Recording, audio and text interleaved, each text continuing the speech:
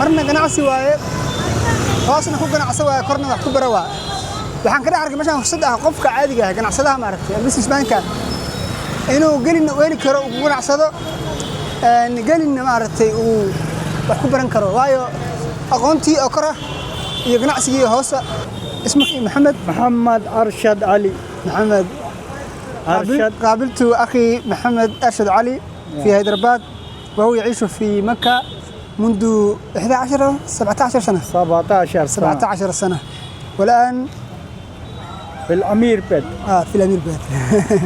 شكرا إن شاء الله. وإياك.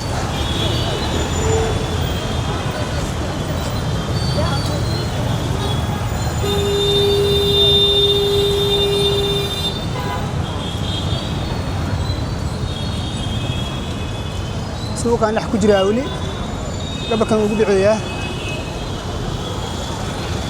سوق أنا يقول عجراء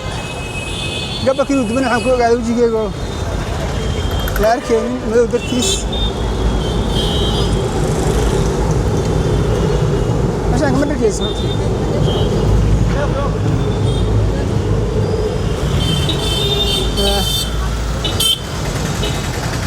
يمكن ما قبل شحذي من إيجاد النسيم aku juga naik jalan kan terbakan uji tino kan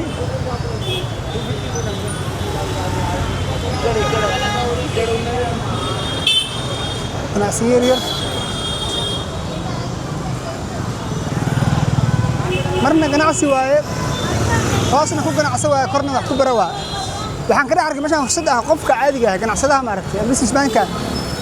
inuu gelin weeli karo uu ganacsado gelin maaragtay uu wax ku baran karo waayo aqoontii oo kora iyo ganacsigii hoose oo qofku isku haysto wax ka maqan ma jiraan waana mid ka mid ah Amir Beet meeshan hadda aan joogo yani meelaha suura gelin kara waayo anaga inta badan ganacsiyadeena iyo waxbarashadeena waa kala qaadan yihiin laakiin meel yani where the education meets the business yani sidoo kale waa meeshan hadda يعني والله قناع سنة يا هوس قناع سيا كسعودة أو جدان إنه باصل من هوليبا وبني سمينا عيو at the same time حد رمي يصير معرفتي إن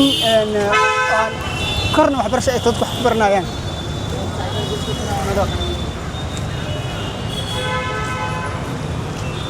ما لا جت مثلا نقول يا أخي نقول كان نعبد كودي وايد بداية سامري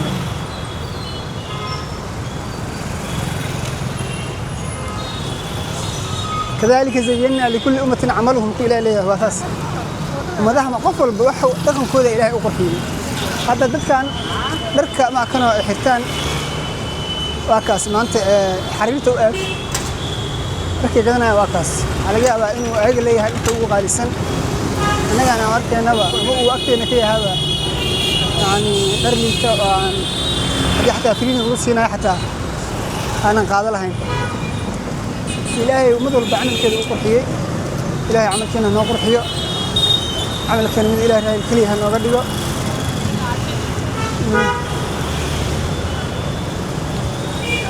دي صلاة اللي جاري